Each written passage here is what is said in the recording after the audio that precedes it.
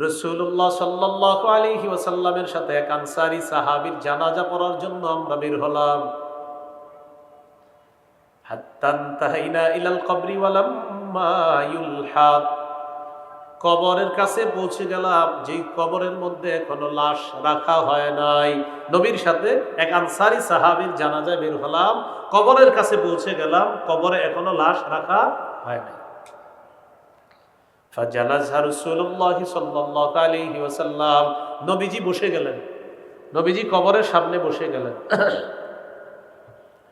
ওয়াজালাসনা হাওলা, আমরাও কবরের সামনে বসে গেলাম। ফি ইয়াদিহি উদুন ইয়ানকুতু বিহি ফিল আরদ, নবীজির হাতে একটা লাঠি, এই লাঠি দিয়ে নবীজি জমিনে আঁকাআঁকি করতেছে এভাবে এভাবে। নবীজি নিচের দিকে তাকায় আছে, আমরা সবাই নবীজির দিকে তাকিয়ে আছি। প্যান্ডেলের নিচে যে শ্রোতা ভাইয়েরা আছেন, আপনারা বুঝতেছেন তো ওয়াজ? আচ্ছা, রাসূলুল্লাহ সাল্লাল্লাহু আলাইহি ওয়াসাল্লাম কবরের পাশে বসলেন, আমরাও বসে গেলাম, আমরা নবীজির দিকে তাকায় আছি। নবীজি একটা লাঠি দিয়ে মাটিতে আঁকাআঁকি করতেছে, আমরা সবাই নবীর দিকে তাকায় আছি। কাআন্না আলা রুউসিনা আত-তায়র, এমন ভাবে আমরা বসা যেন আমাদের মাথার উপর পাখি বসা, এমন ভাবে নবীজির সামনে বসা। ফারাফা রাসা, নবী মাথা উঠাইলেন, মাথা উঠানোর পর কবরকে লক্ষ্য করে কবর দেখায়া বললেন, ইস্তাইযু বিল্লাহি মিন আযাবিল কবরি মাররাতাইনি আও সালাসা, ও সাহাবীরা, তোমরা কবরের আযাব থেকে আল্লাহর কাছে পানা চাও। এই কথাটা দুইবার বা তিনবার বলল। তোমরা কবরের আযাব থেকে আল্লাহর কাছে পানা চাও, এই কথাটা দুইবার বা তিনবার বলল। কেন বললেন? ফাইন্নাল আবদাল মুমিনা ইযা কানা ফি ইনকিতাইম মিনাদ দুনিয়া ওয়া ইকবালিম মিনাল আখিরাহ, ইমানদার বান্দা যখন দুনিয়া থেকে বিদায় নেওয়ার সময় হয়, আখিরাতের দিকে ইমানদার যখন রওনা করে, নাযালা ইলাইহি মালাইকাতুম মিনাস সামা বিদুল ওয়ুজুহ। রাসূলুল্লাহ সাল্লাল্লাহু আলাইহি ওয়াসাল্লাম বললেন, ইমানদার বান্দা যখন দুনিয়া থেকে বিদায় নেওয়ার সময় হয়, আখিরাতের দিকে যখন রওনা করে, নাযালা ইলাইহি মালাইকাতুম মিনাস সামা বিদুল ওয়ুজুহ, ইমানদার বান্দার আত্মার স্বাগত জানানোর জন্য সূর্যের মতো সুন্দর চেহারা বিশিষ্ট অসংখ্য অগণিত ফেরেশতা জান্নাতের কাফনের কাপড় আর সুগন্ধি নিয়ে ইমানদার বান্দার আত্মার স্বাগত জানানোর জন্য দলে দলে ফেরেশতারা দুনিয়াতে আসে। হাত্তা ইয়াজলিসু মিনহু মাদ্দা বাসারিহি, ইমানদারের নজর যেই পরিমাণ যায়, দৃষ্টির শেষ সীমানা পর্যন্ত ফেরেশতারা দুটি সারি হয়ে বসে যায়। ইমানদারের সামনে অসংখ্য অগণিত ফেরেশতা দুইটা সারি হয়ে তারা বসে যায়, মালাকুল মাউতের অপেক্ষা করে। সুম্মা ইয়াজিউ ইলাইহি মালাকুল মাউত, এরপর মৃত্যুর ফেরেশতা আসে ইমানদারের কাছে। হাত্তা ইয়াজলিসা ইনদা রাসিহি, মৃত্যুর ফেরেশতা আসার পর ইমানদারের মাথার কাছে বসে। ইমানদারের মাথার কাছে বসার পর ইমানদারকে লক্ষ্য করে বলে, আইয়াতুহান নাফসুত তাইয়্যিবা, হে পবিত্র আত্মা, উখরুজি ইলা মাগফিরাতিল্লাহ ওয়া ইলা রিদওয়ানি, হে পবিত্র আত্মা, তুমি বের হও, আল্লাহর ক্ষমার দিকে বের হও, আল্লাহর সন্তুষ্টির দিকে বের হও। আল্লাহ তোমাকে ক্ষমা করে দিয়েছেন, আল্লাহ তোমার প্রতি সন্তুষ্ট হয়ে গিয়েছেন, তুমি বের হও। বলেন তো আমার সাথে, হে পবিত্র আত্মা, বলেন আল্লাহ। মালাকুল মাউত যেন আমাদেরকে এভাবেই সম্বোধন করে মৃত্যুর সময়। কি আত্মা বলে? হে পবিত্র আত্মা। তো মালাকুল মাউত বলবে, আইয়াতুহান নাফসুত তাইয়্যিবা, হে পবিত্র আত্মা, উখরুজি ইলা মাগফিরাতিল্লাহি ওয়া রিদওয়ানি, তুমি বের হও, আল্লাহর ক্ষমার দিকে বের হও, আল্লাহর সন্তুষ্টির দিকে বের হও। ইমানদারের আত্মাটা যখন বের হবে, তাসিলু কামা তাসিলুল কতরাতু মিন ফিস সিকা,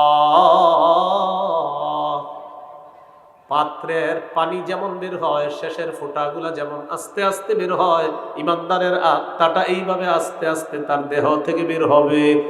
পাত্রের পানিগুলা ফোঁটায় ফোঁটায় আস্তে আস্তে যেমন শেষের দিকে বের হয়, ইমানদারের আত্মাটা এইভাবে বের হয়ে মালাকুল মাউত নিয়ে আসবে।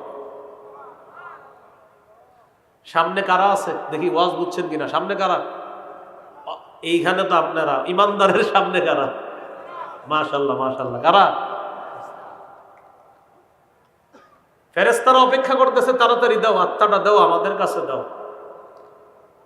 লাম ইয়াদউ ফি ইয়াদিহি তারফাতা আইন। মালাকুল মাউত আত্মাটা তার হাতে চোখের পলক পরিমাণও রাখতে পারবে না। সামনে যারা তারা ফায়াখুজুনা, আত্মাটা নিবে, ফায়াজআলুনা ফিল কাফনি, জান্নাতের কাফনের কাপড়ের মধ্যে আত্মাটা রাখবে। রাখার পর আত্মাটা পেঁচাবে, পেঁচানোর পর সুগন্ধি মাখবে, মাখার পর ফায়াসআদুনা বিহা ইলাস সামা, ইমানদারের আত্মা নিয়ে ফেরেশতারা আসমানের দিকে রওনা করে। আমার আপনার যেন মরণটা এরকমই হয়। সুগন্ধি মাখার পর কাতিয়া বিরিহিন রিহি মিসকিন বুজিদাত আলা যহরিল আরদ, ইমানদারের আত্মা থেকে এমন সুন্দর সুগন্ধি বের হবে, সারা পৃথিবীটা সুগন্ধময় হয়ে যাবে। ফায়ামুরুনা বিহা আলা মালাইম মিনাল মালাইকা মা হাদিহির রূহুত তাইয়্যিবা। আত্মা বহনকারী ফেরেশতারা যখন যায়, এই ফেরেশতাদেরকে অন্য ফেরেশতারা জিজ্ঞাসা করে, মা হাদিহির রূহুত তাইয়্যিবা, এই পবিত্র আত্মা এটা কি? কার আত্মা? কোথায় নিয়ে যাও? আত্মা বহনকারী ফেরেশতারা জবাব দেয়, ফুলান ইবনু ফুলান, এটা অমুকের সন্তান, অমুকের আত্মা। এই আত্মা নিয়ে আসমানের দিকে আমরা রওনা করলাম। প্রথম আসমানের কাছে যায়, যাওয়ার পর আসমানের দরজা খুলে দেওয়ার অনুমতি চায়। ইমানদারের আত্মা নিয়ে প্রথম আসমানে প্রবেশ করবে, করার পর ফায়ুশাইয়ুহু মিন কুল্লি সামাইন মুকাররিবুহা, যত ফেরেশতাদের সামনে দিয়ে ইমানদারের আত্মাটা নিয়ে যাবে, প্রত্যেকটা ফেরেশতাদের দল স্বাগত জানাতে জানাতে আত্মা পরবর্তী আসমানে পাঠায় দেবে। এক আসমান, দুই, এইভাবে করতে করতে হাত্তা ইউনতাহা বিহা ইলাস সামাইস সাবিআ, আত্মাটা সপ্তম আসমানে নিয়ে যাবে। সুবহানাল্লাহ। কার আত্মা? ইমানদারের। বলেন কার আত্মা? সপ্তম আসমানে নিয়ে যাওয়ার পর আল্লাহ তাআলা বলবেন, উকতুবু কিতাবা আবদি ফি ইল্লিয়িন, আমার বান্দার আমলনামা তোমরা ইল্লিয়িনের মধ্যে লিপিবদ্ধ করে দাও। ইল্লিয়িনের মধ্যে আমার বান্দার আমলনামাটা তোমরা লিপিবদ্ধ করে দাও। প্রিয় মুসলমান ভাইয়েরা, যদি আমার আপনার মৃত্যুর পর ইল্লিয়িনের মধ্যে আমলনামাটা খালি লিপিবদ্ধ করানো যায়, বাস জান্নাতের কাগজপত্র রেডি হয়ে গেল। এখন কিছু ধাপ বাকি আছে, শুধু নিয়ম মেনটেন করিয়ে আল্লাহ তাআলা জান্নাত দিয়ে দিবেন। এই জন্য খুব বেশি দোয়া করা, আমি আপনাদের জন্য, আপনারাও আমার জন্য, যেন আমাদের মৃত্যুর পর প্রথম আমলনামাটা ইল্লিয়িনের মধ্যে লিপিবদ্ধ করাইতে পারি। আল্লাহ তৌফিক দান করুন। এবার আমার সাথে তিনটি কথা বলতে হবে। দেহ, আত্মা, আমলনামা। দেহ কবরে, আত্মা সপ্তম আকাশে, আমলনামা ইল্লিয়িনে। এবার আপনারা বলেন, দেহ কোথায়? আত্মা, আমলনামা ইল্লিয়িনে। দেহটা আমরা কবরে রেখে আসলাম, রেখে আসার পর সপ্তম আসমানে হলো আপনার আত্মাটা। আল্লাহ তাআলা ফেরেশতাদেরকে বলবেন, আইদুহু ইলাল আরদ, আমার বান্দার আত্মাটা জমিনের মধ্যে আবার নিয়ে যাও। কবরের মধ্যে তার দেহ আছে, দেহের মধ্যে তার আত্মাটা ফিরিয়ে দিয়ে দাও। তুআদু রূহুহু কামা কানা তুআদু রূহুহু ফি জাসাদিহি কামা কান, ইমানদারের আত্মাটা তার দেহের মধ্যে ফিরিয়ে দেওয়া হবে, যেমন ছিল আত্মা আবার তার দেহের মধ্যে ফিরিয়ে দেওয়া হবে। ফায়াতিয়ানিহি মালাকান, দুইজন ফেরেশতা তার কাছে আসবে। আসার পর ফায়ুজলিসানিহি, তাকে বসাবে। বসানোর পর ফায়াসআলানিহি, তাকে প্রশ্ন করবে, মার রব্বুকা, তোমার রব কে? জবাব দাও। বলেন কে? দিল থেকে। কে? দিল থেকে আরো জোরে। এক নাম্বার প্রশ্ন, তোমার রব কি? ইমানদার জবাব দিবে রব্বি আল্লাহ, আমার রব হলেন আল্লাহ। দুই নাম্বার প্রশ্ন, মা দিনুকা, তোমার ধর্ম কি? জবাব দিবে দীনিয়াল ইসলাম, আমার দিন হলো ইসলাম। দিন কি? বলেন। জমিনে, আসমানে আল্লাহর দিন একটাই, ইসলাম। জমিনে আসমানে দিন কয়টা? নাম কি? ইসলাম। আকীদাতুত তাহাবীতে আছে দীনুল্লাহি ফিল আরদি ওয়াস সামাই ওয়াহিদুন, আসমানে জমিনে দিন একটাই, ইসলাম। সূরা আলী ইমরানের 19 নম্বর আয়াতে আছে ইন্নাদ দীনা ইনদাল্লাহিল ইসলাম, আল্লাহর কাছে একমাত্র দিন হলো ইসলাম। ইবনে তাইমিয়া রাহমাতুল্লাহি আলাইহি বলেন মাল্লাম ইকিররা বাতিনান ওয়া যাহিরান আন্নাল্লাহা লা ইয়াকবালু দীনান সিওয়াল ইসলাম ফালাইসা বিমুসলিমিন। কেউ যদি মুখে অথবা অন্তরে এই কথা স্বীকার না করে যে আল্লাহ তাআলা ইসলাম ছাড়া অন্য কিছু গ্রহণ করবে না, এটা যদি কেউ স্বীকার না করে, স্বীকার করতে হবে। কি স্বীকার করতে হবে? মুখেও বলতে হবে আল্লাহ শুধুমাত্র ইসলাম গ্রহণ করবে, আল্লাহ শুধুমাত্র ইসলামকে দিন হিসাবে গ্রহণ করবে, এটা স্বীকার করতে হবে মুখেও অন্তরেও। কেউ যদি মুখে স্বীকার করে অন্তরে অস্বীকার করে, সে মুসলমান না। ফালাইসা বিমুসলিমিন, সে মুসলমান না। শাইখুল ইসলাম ইবনে তাইমিয়ার ফতোয়া। সূরা আলী ইমরানের 85 নম্বর আয়াতে আল্লাহ বলেন ওয়ামাই ইয়াবতাগি গায়রাল ইসলামি দীনান ফালাই ইউকবালা মিন, যে ব্যক্তি ইসলাম ছাড়া অন্য কিছুকে দিন হিসাবে কামনা করবে, এটা কিছুতেই তার থেকে গ্রহণ করা হবে না। তাহলে 2 নম্বর প্রশ্ন, তোমার দিন কি? সে জবাব দিবে কি? ইসলাম। 3 নম্বর, ওমান হাদার রাজুলুল্লাযী বুইসা ফীকুম, এই মানুষটাকে চেনো কিনা যাকে তোমাদের মাঝে প্রেরণ করা হয়েছে? জবাব দিবে হাদা নবী মুহাম্মাদুন সাল্লাল্লাহু আলাইহি ওয়াসাল্লাম, তিনি হলেন আমার নবী মুহাম্মদ সাল্লাল্লাহু আলাইহি ওয়াসাল্লাম। ফেরেশতারা বলবে আইনা ওয়াজাদতা হাদা, আচ্ছা তুমি এই প্রশ্নের জবাব কোথায় পেয়েছো? ওই ব্যক্তি জবাব দিবে ক্বরাআতু কিতাবাল্লাহ, আমি আল্লাহর কোরআন পড়েছিলাম, সেখান থেকে আলেমদের কাছ থেকে আমি জেনেছিলাম এই 3 প্রশ্নের জবাব। এই প্রশ্নের জবাব জেনে আমি কবরের মধ্যে আসছি। আল্লাহ তাআলা ফেরেশতাদেরকে ডেকে বলবেন আন সাদাকা আব্দি, আমার বান্দা যা বলছে সত্য কথা, আমি আল্লাহ আমার বান্দাকে সত্যায়ন করে দিলাম, আমার বান্দার সব কথা সত্য কথা। এবার আল্লাহ বলবেন আফরিশুহু মিনাল জান্নাহ, আমার বান্দার কবরে জান্নাতের বিছানা বিছায়া দাও। ওয়া আলবিসুহু মিনাল জান্নাহ, তার শরীরে জান্নাতের পোশাক পরায়া দাও। ওয়াফতাহু লাহু বাবান ইলাল জান্নাহ, তার কবর থেকে জান্নাত পর্যন্ত একটা দরজা খুলে দাও। ফায়াতিহা মিন রিহিহা ওয়া তিবিহা, ওই দরজা দিয়ে জান্নাত থেকে অসংখ্য অগণিত নাজ নেয়ামত দেখা যাবে, আর জান্নাতের সুগন্ধি তার কবরে আসতে থাকবে, কবরটা জান্নাতের বাগান হয়ে যাবে। ফায়ুফসাহু লাহু ফি কবরিহি মাদ্দা বাসরিহি, তার কবরের মধ্যে নজর যেই পরিমাণ যাবে চারদিকে, এই পরিমাণ পর্যন্ত কবরটা চারদিকে প্রশস্ত করে দেওয়া হবে। কবরের জগৎটা তার দৃষ্টির শেষ সীমানা পর্যন্ত প্রশস্ত করে দেওয়া হবে। আর ওয়ায়াতানাওয়ারু লাহু, কবর আলোকিত হয়ে যাবে। কবর কি হবে? এই জন্য মোমবাতি টুমবাতি জ্বালানো দরকার নেই। হ্যাঁ, কি জ্বালানো দরকার নাই? কারণ ইমানের পাওয়ার থাকলে এমনি আলোকিত হবে, আলাদা মোমবাতি জ্বালানো দরকার নেই। এই হলো ইমানদার বান্দার অবস্থা। ওয়া ইন্নাল আবদাল ফাজিরা ইযা কানা ফি ইনকিতাইম মিনাদ দুনিয়া ওয়া ইকবালিম মিনাল আখিরাহ, পাপাচার বান্দা যখন দুনিয়া থেকে বিদায় নেওয়ার সময় হয়, নাযালা ইলাইহি মালাইকাতুম মিনাস সামা সুদুল উজুহ, কালো চেহারা বিশিষ্ট একদল ফেরেশতা পাপাচারের সামনে আসে।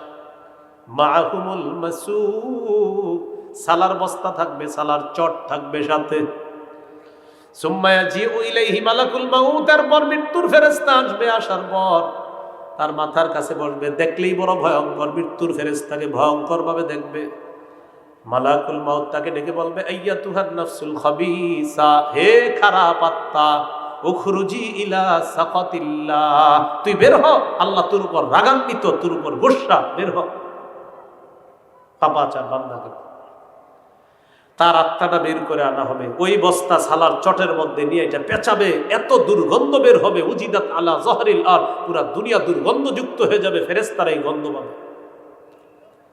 আত্মা নিয়ে রওনা করে আসমানের দিকে, অন্য ফেরেশতারা বলে মা হাদিহির রূহুল খবিসা, এই খারাপ আত্মা কার? ফেরেশতারা জবাব দেয় ফুলান ইবনু ফুলান, অমুকের সন্তান, অমুকের আত্মা। প্রথম আসমানের কাছে যাওয়ার পর বলেন তো ইমানদারের আত্মা কত নম্বর আসমানে গিয়েছিল?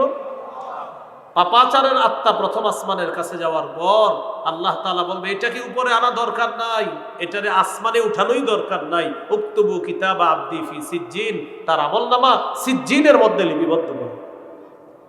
কিসের মধ্যে? সিজ্জিনের মধ্যে লিপিবদ্ধ করো। দেহটা আমরা কবরে রেখে আসছি, আল্লাহ বলবেন আত্মাটা তার কবরে তার দেহের মধ্যে দিয়ে দাও। আত্মা তার কবরে দেহের মধ্যে দেওয়ার পর দুইজন ফেরেশতা আসবে, তাকে বসাবে, দেখেই সে ভয় পেয়ে যাবে। ফেরেশতারা প্রশ্ন করবে মান রব্বুকা, তোমার রবকে? জবাব দিবে হা হা লা আদরি, আমার জানা নাই। ওমা দিনুকা, তোমার ধর্ম কি? জবাব দিবে হা হা লা আদরি, আমার জানা নাই। তাকে চিনো কিনা যাকে তোমাদের মাঝে প্রেরণ করা হয়েছে? জবাব দিবে হা হা লা আদরি, আমার জানা নাই। নাউজুবিল্লাহ বলেন। আল্লাহ তাআলা বলবেন আনকাযাবা আবদি, আমার বান্দা মিথ্যা কথা বলছে। আল্লাহ বলবে ও মিথ্যাবাদী। আফরিশুহু মিনান নার, তার কবরে আগুনের বিছানা বিছায়া দাও। ওয়া আলবিসুহু মিনান নার, শরীরের মধ্যে আগুনের পোশাক পরায়া দাও। উফতাহু লাহু বাবান ইলান নার, কবর থেকে জাহান্নাম পর্যন্ত একটা দরজা খুলে দাও। ফায়াতিহা মিন সামুমিহা ওয়া হামুমিহা, জাহান্নাম থেকে কবরের উত্তপ্ত গরম, ওই জাহান্নামের গরম তার কবরের মধ্যে আসতে থাকবে। গরমে তার কবরের বিছানাটা গরম হয়ে যাবে, দেয়ালগুলা গরম হয়ে যাবে, ছাদটা গরম হয়ে যাবে। আল্লাহ বলেন লাহুম মিন জাহান্নামা মিহাদু ওয়া মিন ফাওকিহিম গাওয়াশ, বিছানাটা হবে আগুনের বিছানা, জাহান্নামের বিছানা, কবরের ছাদটা হবে জাহান্নামের। পাশে দাঁড়ায় দেখবে এক ব্যক্তি একটা ডান্ডা নিয়ে দাঁড়ায় আছে। ইয়াদরিবু দরবাতান, একটা আঘাত করবে। ইয়াসিহু সাইহাতান, এত জোরে একটা চিৎকার করবে, এই চিৎকারের কারণে দুনিয়ার জিন ইনসান ছাড়া সবাই তার চিৎকারের আওয়াজ শুনতে পাবে। পাপাচার বান্দাকে একটা আঘাত করবে, পাপাচার বান্দা এত জোরে একটা চিৎকার করবে, তার চিৎকারের আওয়াজ জিন ইনসান ছাড়া সবাই শুনতে পাবে। নবীজি বললেন তোমরা এই কবরের আযাব থেকে বানা চাও, কবরের আযাব থেকে বানা চাও। প্রিয় মুসলমান, একদিন নবী কবরের পাশে বসা, কবরের পাশে বসে বসে কান্না করতেছে। সাহাবী উপাস দিয়ে গিয়ে দেখে নবী কি করে, বাকা হাত্তা বাল্লাত সারা মিন দুমুইহি, কান্না করতে করতে সামনের মাটিগুলা ভিজিয়ে ফেলছে। সাহাবীদেরকে লক্ষ্য করে বললেন ইয়া ইখওয়ানি, ও ভাই সব, লিমিসলি হাযা ফাআইদ্দু, নবী বললেন ও প্রিয় ভাই সব, এই অবস্থার জন্য তোমরাও প্রস্তুত হও। আজকে তোমাদের যে ভাইকে কবরে রাখবা, তোমাকেও এইভাবে রাখা হবে, তুমিও প্রস্তুত হও, নবী বলে দিলেন। দাঁড়িয়ে বললেন হ্যাঁ মেসওয়াকটা দাও। আমি মেসওয়াকটা নিলাম, নেওয়ার পর মেসওয়াকটা আল্লাহ রাসূল সাল্লাল্লাহু আলাইহি সাল্লামকে দিলাম। ফাশতাদ্দা আলাইহি, নবীজির মেসওয়াক করতে কষ্ট হলো। কেন? মেসওয়াক যে অংশ দিয়ে করে বলেন ওই অংশটি শক্ত থাকবে না নরম? নরম। তো আম্মা জান আয়েশা সিদ্দিকা রাদিয়াল্লাহু তাআলা আনহা বলেন রাসূলুল্লাহ সাল্লাল্লাহু আলাইহি সাল্লামের মেসওয়াক করতে কষ্ট হলো কেন? মেসওয়াক শক্ত। আমি নবীজিকে বললাম উলাইয়িনুহু লাকা, আমি কি মেসওয়াকটা আপনাকে নরম করে দিব? মাথা নাড়িয়ে বললেন হ্যাঁ মেসওয়াকটা নরম করে দাও। খুব বুঝবেন, আম্মাজান বলেন আমি মেসওয়াকটা নিলাম, লাইয়ানতুহু, মেসওয়াকটা নরম করে দিলাম। তাহলে বুঝেন মেসওয়াক নরম করছি কি দিয়ে? দাঁত দিয়ে। মেসওয়াক নরম করার সময় আম্মাজান আয়েশা সিদ্দিকা রাদিয়াল্লাহু তাআলা আনহার থুতু মেসওয়াকের মধ্যে লাগছে। এবার নবী কি দিলেন? নবী মেসওয়াক করলেন, এবার নবীর থুতু মুবারক মেসওয়াকে লেগেছে। আম্মাজান বলেন মেসওয়াকের বরকতে আমার থুতু আর নবীর থুতু ইন্তেকালের আগে আল্লাহ এক করে দিয়েছে। এই জন্য মেসওয়াক করবেন সবাই, বলেন ইনশাআল্লাহ। আল্লাহ তৌফিক দান করেন। এরপর রাসূল সাল্লাল্লাহু আলাইহি সাল্লাম কি করলেন? পাশে একটা পানির পাত্র আছে, ওই পাত্রের মধ্যে রাসূল সাল্লাল্লাহু আলাইহি সাল্লাম হাত প্রবেশ করাইলেন। ইয়ামসাহু বিহিমা ওয়াজহা, নবীজি তার চেহারা মুবারক এইভাবে মুছতে লাগলেন আর বলতে লাগলেন, ইন্নালিল মাউতি সাকারাত, আয়েশা মৃত্যুর খুব যন্ত্রণা। নবীজি কি বললেন? মৃত্যুর খুব যন্ত্রণা। নবীজি বলতেছেন, আয়েশা ইন্নালিল মাউতি সাকারাত, মৃত্যুর খুব যন্ত্রণা। নাসাবা ইয়াদা, হাত উপরে উঠাইলেন, লা ইলাহা ইল্লাল্লাহ। রাসূলুল্লাহ সাল্লাল্লাহু আলাইহি সাল্লাম লা ইলাহা ইল্লাল্লাহ পড়লেন, হাত উপরে উঠায় বললেন, আল্লাহুম্মা ফির রাফিকিল আ'লা। এটা বললেন, শ্রেষ্ঠ বন্ধু, সর্বশ্রেষ্ঠ বন্ধুর সান্নিধ্যে আমি চলে যেতে চাই। এটা এইভাবে হাত উঠিয়ে বললেন। ফামালাত ইয়াদুহু, আস্তে হাতটা জমিনে পড়ে গেল। আম্মাজান বুঝতে পারলেন আল্লাহ রাসূল দুনিয়া থেকে বিদায় নিচ্ছে। আপনাদেরকে আমার এই জায়গায় যেটা শোনানোর উদ্দেশ্য সেটা হলো, নবীও কি বললেন? মৃত্যুর কি আছে ভাই? যন্ত্রণা। ইন্নালিল মাউতি সাকারাত, মৃত্যুর যন্ত্রণা। নবীজি সাল্লাল্লাহু আলাইহি সাল্লামের মৃত্যুর ব্যাপারে যেটা বললাম, এটা হলো বিশুদ্ধ বর্ণনা, সহিহ বুখারীর। কি বর্ণনা ভাই? বিশুদ্ধ। রাসূল সাল্লাল্লাহু আলাইহি সাল্লামের মৃত্যুর ব্যাপারে যে কথাটা বললাম, এটা হলো নবীজির ব্যাপারে বিশুদ্ধ বর্ণনা। নবীর মৃত্যুর ব্যাপারে আমাদের সমাজে অসতর্কতার কারণে কিছু অশুদ্ধ বর্ণনা, অসতর্কতামূলক এরকম মাইকে হয়তো বের হয়ে গিয়েছে, আর শ্রোতারাও এটা অসাবধানতাবশত এটা গ্রহণ করে নিয়েছে। বাকি এটা আমি কাউকে দোষারোপ করি না। হয়তো কোনো বইয়ের মধ্যে এরকম ঘটনাটা লেখা ছিল, ওই লেখাটা পড়ার পর হয়তো কোনো আলোচক মাইকের সামনে বসে এটা বলে ফেলেছে, আর আপনারাও এটা গ্রহণ করেছেন, কিন্তু টোটাল বিষয়টা অশুদ্ধ। এরকম একটা অশুদ্ধ বর্ণনা আপনারা মুখস্থ আছে আমি জানি, একটু বলি, বলার পর আপনাদের মনে আসবে, হা হুজুর এটা শুনছি তো। যেমন নবীজির ইন্তেকালের সময় মালাকুল মাউত আইসা নবীর কাছে অনুমতি চেয়েছে, এরকম কথা শুনছেন না? আচ্ছা, মালাকুল মাউত নবীজির কাছে এসে অনুমতি চেয়েছে, একজন গ্রাম্য ব্যক্তির রূপ ধারণ করে আসছে, আর এটা খুব সুন্দরভাবে আপনার বলা হয়, মাইকেও বলা হয়েছে। লম্বা হিস্টোরি, কিন্তু আমি পুরোটা বলতেও পারবো না। টোটাল বর্ণনাটা জাল বর্ণনা, যে এক গ্রাম্য ব্যক্তির রূপ ধারণ করে মালাকুল মাউত আসছে আর নবীর কাছে অনুমতি চেয়েছে, এই বর্ণনা পুরাটা কি জাল। জাল, আমি বললাম তো, অসাবধানতা বশত এখান থেকেও বের হয়েছে, আর অসতর্কতার কারণে আমরাও গ্রহণ করে ফেলেছি। আব্দুল মুনিম ইবনে ইদ্রিস নামে এক ব্যক্তি এই জাল বর্ণনাটা দুনিয়াতে ছড়িয়ে দিয়েছে। নবীর ইন্তেকালের সময় মালাকুল মাউত গ্রাম্য ব্যক্তির রূপ ধারণ করে এসে নবীর কাছে অনুমতি চেয়েছে, এই জাল বর্ণনাটি আব্দুল মুনইম ইবনে ইদ্রিস নামে এক ব্যক্তি দুনিয়াতে জাল হিসাবে এটা ছড়ায়া দিছে। আর এই জালটা পরবর্তীতে হয়তো কোনো চটি বাংলা বইয়ের মধ্যে চলে এসেছে, আর এই ঘটনা হয়তো আমরা অনেকে পড়ে ফেলেছি, পড়ার পর এটা মাইকেও বলে ফেলেছি, শ্রোতারাও গ্রহণ করে ফেলেছি, যেটা পুরা টোটালটাই ছিল জাল বর্ণনা। তাহলে এই বর্ণনা এটা জাল। আর আমি যেটা শোনাইলাম বুখারীর বর্ণনা, এটা বিশুদ্ধ বর্ণনা। আরেকটা বর্ণনা আপনারা শুনছেন, সেটা হলো মালাকুল মাউত মুসা আলাইহিস সালামের কাছে আসার পর তিনি একটা থাপ্পড় দিয়েছে, এটা শুনছেন কিনা? এটা সঠিক। এটা কি সঠিক? এটা বুখারীতে আছে, মালাকুল মাউত মুসা নবীর কাছে আসছে, মুসা নবী থাপ্পড় দিয়েছে, এটা সঠিক। এখন ঘটনা হলো কি জানেন? মুসা নবীর এই হিস্টোরি বলতে গিয়ে ওই নবী, আমাদের নবীর নামে আবার ওই গ্রাম্য ব্যক্তির রূপ ধারণ করছে, ওই বানানোটা বলে ফেলি। মুসা নবী মালাকুল মাউতকে থাপ্পড় দিছে, এটা বিশুদ্ধ। এটার সাথে আবার আমরা কি করি, ওইটাও বলে ফেলি যে আমাদের নবীর কাছেও মালাকুল মাউত আসছে, গ্রাম্য ব্যক্তির রূপ ধরছে, অনুমতি চাইলেন, এটা হলো জাল বর্ণনা। আর মুসা নবী যেটা থাপ্পড় দিছে এটা বিশুদ্ধ বর্ণনা। মৃত্যুকে কেন্দ্র করে আরেকটা ভিত্তিহীন বর্ণনা আপনারা শুনে থাকবেন, শুনেছেন হয়তো। ফাতেমা রাদিয়াল্লাহু তাআলা আনহা ইন্তেকালের পর তাকে কবরে রাখা হলো। রাখার পর আবু যর গিফারি রাদিয়াল্লাহু তাআলা কবরের সাথে কথা বলছে, শুনছেন এরকম আপনারা? কবরকে বলছে, কবর তুমি কি জানো কাকে রেখে গেলাম? শুনছেন কিনা? ভিত্তিহীন বর্ণনা। কবর কোনো জবাব দেয় না। তখন আবু যর বলছে, কবর তোমার মাঝে হযরত আলীর স্ত্রীকে রেখে গেলাম। কবর কোনো জবাব দেয় না, ভিত্তিহীন বর্ণনা। পরে কবরকে বলছে, কবর জানো কাকে রেখে গেলাম? তোমার মাঝে হাসান হুসাইন রাদিয়াল্লাহু আনহুমার আম্মাকে রেখে গেলাম। কবর জবাব দেয় না, ভিত্তিহীন বর্ণনা। শেষে বলছে, কবর তোমার মাঝে মুহাম্মদুর রাসূলুল্লাহ সাল্লাল্লাহু আলাইহি সাল্লামের কন্যা ফাতেমাকে রেখে গেলাম। কবর কোনো জবাব দেয় না। শেষে কবর জবাব দিছে কি, আবু যর আমাকে এইগুলা বইলা লাভ নাই। আচ্ছা, একজন সাহাবীর কি দরকার কবরকে এগুলা বলা, আর কবর পাল্টা জবাব দেওয়া দরকারটা কি বলো? এটা ভিত্তিহীন বর্ণনা। আমি জানি এটা ম্যাক্সিমাম লোক শুনছেন এই বর্ণনা, এটা ভিত্তিহীন। তাহলে আমাদের নবীজি সাল্লাল্লাহু আলাইহি সাল্লামের কাছে দেখি আপনারা বলেন মালাকুল মউত গ্রাম্য ব্যক্তির রূপ ধারণ করে আসছে, বর্ণনাটি জাল।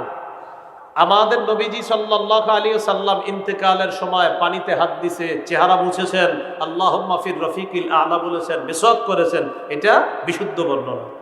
মালাকুল মউতকে মুসা নবী থাপ্পড় দিয়েছেন, এটা বিশুদ্ধ বর্ণনা। ফাতেমা রাদিয়াল্লাহু তাআলা আনহাকে মৃত্যুর পর কবরে রেখে আবু যর গিফারি কবরের সাথে কথা বলেছেন, এটা অশুদ্ধ বর্ণনা, ভিত্তিহীন বর্ণনা। তাহলে আমরা এমন একটা জীবন দরকার, অশুদ্ধ আর বিশুদ্ধ পার্থক্য করে বিশুদ্ধটা গ্রহণ করা, অশুদ্ধটা বর্জন করা, এই মানসিকতা আছে সবার? আল্লাহ তৌফিক দান করেন। এই হলো আপনার মৃত্যুকে কেন্দ্র করে বিভিন্ন ঘটনা। ফাতেমা রাদিয়াল্লাহু তাআলা আনহার মৃত্যুর ব্যাপারে বিশুদ্ধ বর্ণনা কোনটা? তিনি ইন্তেকাল করেছেন, তার স্বামী হযরত আলী জানাজা পড়িয়েছেন, তিনি দাফন করেছেন কবরে, এটা বুখারীতে আছে, এটা হলো বিশুদ্ধ বর্ণনা। তাহলে ওই আবু যর গিফারি রাদিয়াল্লাহু তাআলা আন কবরের সাথে কথোপকথন করা, এগুলা শুনে হয়তো আপনারা অনেকে কেঁদেছেন, প্রচুর কান্না করছেন, এই বর্ণনাগুলা টোটাল জাল বর্ণনা। আল্লাহ আমাদের সকলকে ভিত্তিহীন জাল বর্ণনা থেকে বাঁচার তৌফিক দান করেন। এলো আজকে 3 নাম্বার আলোচনা, মনে আসেনি? মৃত্যু, মৃত্যুর যন্ত্রণা, কবর। 4 নাম্বার হাসর, কিয়ামতের ময়দান আল্লাহ কায়েম করবেন, সুনির্ধারিত কিয়ামতের ময়দান। সূরা নাবা 17 নম্বর আয়াতে আছে, ইন্না ইয়াউমাল ফাসলি কানা মিকাতা। কিয়ামতের ময়দানটা সুনির্ধারিত, বিচার দিবস সুনির্ধারিত। সূরা হুদের 104 নম্বর আয়াতে আছে, ওমা নুআখিরুহু ইল্লা লিআজালিম মা'দুদ। আমি কিয়ামতের দিবসটাকে মুলতবি করে রেখে দিলাম, কিয়ামত আল্লাহ সময় মতো ঘটিয়ে দিবেন। সেদিন আল্লাহ ওজনের পাল্লা স্থাপন করবেন। আল্লাহ তাআলা বলেন, ওয়ানাদউল মাওয়াজিনাল কিসতা লিয়াউমিল কিয়ামা ফালা তুজলামু নাফসুন শাইআ। আল্লাহ তাআলা বলেন, কিয়ামতের দিন আমি ইনসাফের দাঁড়িপাল্লা স্থাপন করব। সূরা আম্বিয়াতে আল্লাহ বলেন, কিয়ামতের দিন আমি ইনসাফের দাঁড়িপাল্লা স্থাপন করব। ফালা তুজলামু নাফসুন শাইআ, কারো উপর সামান্য জুলুম করা হবে না, কারো উপর সামান্য পরিমাণ জুলুম করা হবে না। কিয়ামতের ময়দানে আমি আল্লাহ ইনসাফের দাঁড়িপাল্লা স্থাপন করব। ওয়ানাদউল মাওয়াজিনাল কিসতা লিয়াউমিল কিয়ামা ফালা তুজলামু নাফসুন শাইআ।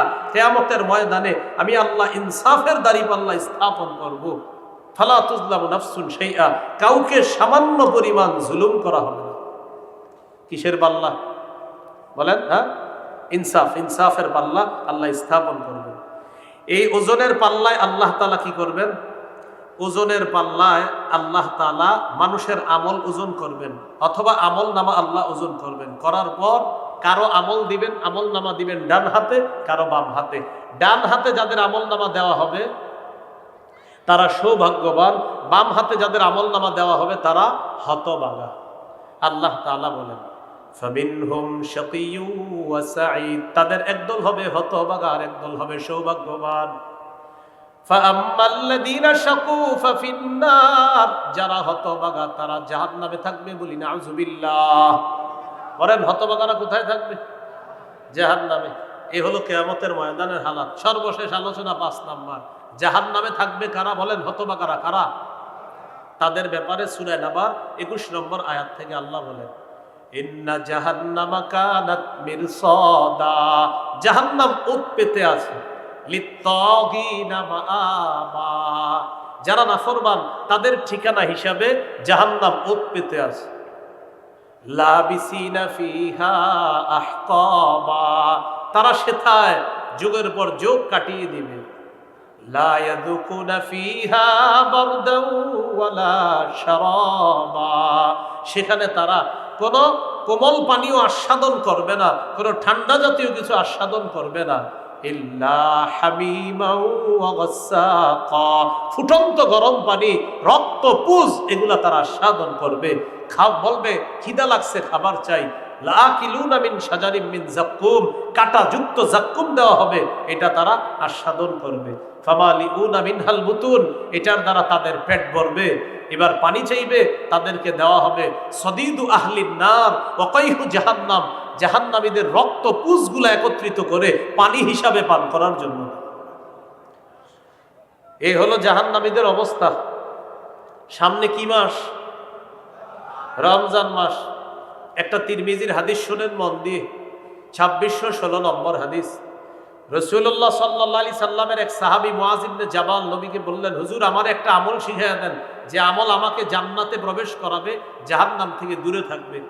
রাসূলুল্লাহ সাল্লাল্লাহু আলাইহি সাল্লাম বললেন, তুমি এমন একটা প্রশ্ন করছো যেই প্রশ্নটা কঠিন, তবে তাদের জন্য সহজ যাদের জন্য আল্লাহ সহজ করে দেন। নবীজি বললেন, ইবাদত করবা, শিরিক করবা না, নামাজ পড়বা, যাকাত দিবা, হজ করবা, রোজা রাখবা। লম্বা আলোচনা করার পর নবী বললেন, সবগুলার সার নির্যাস তোমাকে বলবো না। নিজের জিহ্বাটা ধরে বললেন, মুআজ কুফা আলাইকা হাজা, এটা নিয়ন্ত্রণ করবা, সব ঠিক থাকবে। সাহাবী বললেন, ইন্না লা মুআখাযুনা বিমা নাতাকাল্লাম, হুজুর জিহ্বার অপরাধের কারণে কি আমাদেরকে ধরা হবে? নবীজি বললেন, হাল ইয়াকুব্বুন নাস ফিন্নারি আলা ওয়ুজুহিহিম আও আলা মানাখিরিহিম ইল্লা হাসাইদু আলসিনাতিহিম, বেশিরভাগ মানুষ জাহান্নামে যাবে, মাথাটা নিচে পা উপরের দিকে জাহান্নামে নিক্ষেপ করা হবে, শুধু জিহ্বার অপরাধে। বলেন কিসের অপরাধে? কোথায় যাবে? জাহান্নামে। বলেন কোথায় যাবে? জাহান্নামে। এই জন্য খুব সতর্ক আমরা যারা এই মাইকে কথা বলি, মাইকে যেন উল্টা পাল্টা কথা আমাদের মুখ থেকে না আসে। সাবধান, এই জিহ্বা কিন্তু জাহান্নামে নিবে, খুব সাবধান। এখানে জাতির এক একটা মিনিট প্রত্যেকের কাছে আমানতে, আমানতের খেয়ানত করা যাবে না, কোনো অযথা কথা মাইকে বলা যাবে না, পুরা কথাই বলতে হবে কোরআন সুন্নাহর কথা, না হলে জাতির এই টাইম নষ্ট করার জন্য আল্লাহর কাছে জবাবদিহিতা করতে হবে। তাহলে জিহ্বা বেশিরভাগ মানুষকে কোথায় নিবে? জাহান্নামে। তিরমিজির হাদিস 2406 নম্বর হাদিস, 2406। এই হাদিসের মধ্যে আছে, এক সাহাবী নবীজিকে বললেন, মান নাজাত, হুজুর মুক্তির উপায় কি? নবী বললেন, মুক্তির উপায় তিনটা। এক নাম্বার, আমসিক আলাইকা লিসানাক, জিহ্বা নিয়ন্ত্রণ করবা। দুই নাম্বার, আল্লিয়াসাকা বাইতুক, তোমার ঘর যেন তোমার জন্য প্রশস্ত হয়, মানে ঘরে থাকবা, না হয় কাজে থাকবা, আড্ডাবাজি করবা না। কিছু মানুষ বাসায় যাওয়ার কথা 6টায়, রাত 10টা বেজে গেছে বাসায় যায় না। স্ত্রী ফোন দেয়, আপনি কোথায়? আসি, বন্ধুদের সাথে আড্ডাবাজি করতেছি না। আপনি বাসায় চলে যেতে হবে, বাসা যেন আপনার থাকার জায়গা হয়। আপনি চিন্তা করে দেখেন, আপনার মা বাবা স্ত্রীর সামনে যে গুনাহগুলো করতে পারেন না, এগুলো বাহিরে হয়ে যায় আপনার দ্বারা, কিন্তু তাদের সামনে এই গুনাহ করতে পারবে না। বুঝা গেল, তাদের সামনে থাকাটা আপনি নিরাপদ থাকা, গুনাহমুক্ত থাকা। 3 নাম্বার, রবকে আলা খাতিআতি, গুনাহের জন্য তুমি কান্নাকাটি করবা। গুনাহের জন্য কি করবা? কান্নাকাটি করবা। রাসূলুল্লাহ সাল্লাল্লাহু আলাইহি সাল্লাম বলেন, আস-সাওমু জুন্নাহ, রোজা হলো জাহান্নাম থেকে বাঁচার ঢাল, যতক্ষণ এই রোজাটাকে ছিদ্র না করা হবে। সাহাবীরা বললেন, হুজুর রোজা ছিদ্র হয় কিভাবে? নবী বললেন, 2টি অপরাধে রোজা নামক ঢাল ছিদ্র হয়। কয় অপরাধে রোজা নামক ঢাল ছিদ্র হয়? 1 নাম্বার মিথ্যা কথা, 2 নাম্বার গীবত। এখন বলেন তো, মিথ্যা আর গীবত কি দিয়ে বলা হয়? জিহ্বা। আর বেশিরভাগ মানুষ জাহান্নামে যাবে কিসের অপরাধে? মাশাআল্লাহ। আবার রোজা নামক ঢাল ছিদ্র হয় কয়টা অপরাধে? 1 মিথ্যা, 2 এই 2টা হয় কোন অঙ্গ দিয়ে? বেশিরভাগ মানুষ জাহান্নামে যাবে কোন অঙ্গের কারণে? তাহলে জিহ্বাকে নিয়ন্ত্রণ করতে হবে। তিরমিজির 2407 নম্বর হাদিস। এই হাদিসের মধ্যে আসছে, রাসূল সাল্লাল্লাহু আলাইহি সাল্লাম বলেন, ইদা আসবাহা ইবনু আদম ফাইনাল আযা কুল্লাহা তুকাফিরুল লিসান, আদম সন্তান যখন সকাল হয় তখন সমস্ত অঙ্গগুলা জিহ্বাকে ডাক দিয়ে বলে, ও জিহ্বা ইন্নামা নাহনু বিকা। পা জিহ্বাকে ডাক দেয়, হাত জিহ্বাকে ডাক দেয়, কান জিহ্বাকে ডাক দেয়, চোখ জিহ্বাকে ডাক দেয়, নাক জিহ্বাকে ডাক দিয়ে বলে, ও জিহ্বা ইন্নামা নাহনু বিকা, আমরা তোমার অনুসারী, আমরা তোমার অনুসারী। ফাইন ইস্তাকামতা ইস্তাকামনা, তুমি ঠিক থাকলে আমরা ঠিক। ওয়া ইন ইওয়াজাজতা ইওয়াজাজনা, তুমি বাঁকা হলে আমরাও বাঁকা। জিহ্বাকে সব অঙ্গ প্রত্যঙ্গ বলে, তুমি ঠিক থাকলে আমরা ঠিক, তুমি বাঁকা হলে আমরাও বাঁকা। তাহলে ভাই, জিহ্বার গুনাহ থেকে বাঁচা। তিরমিজির 2410 নম্বর হাদিস। নবীর এক সাহাবী নবীকে বললেন, মা আখওয়াফু মা তাখাফু আলাইয়া, হুজুর আমার ব্যাপারে সবচেয়ে বিপজ্জনক মনে করেন কি? নবী জিহ্বা ধরে বললেন, এটা এটা এটা সবচেয়ে বিপজ্জনক, এটা এটা জিহ্বা সবচেয়ে বিপজ্জনক। তাহলে বলেন, রোজা ছিদ্র হয় কয় অপরাধে? 1 কোন অঙ্গ দিয়ে হয়? বেশিরভাগ মানুষ জাহান্নামে যাবে কোন অঙ্গের কারণে?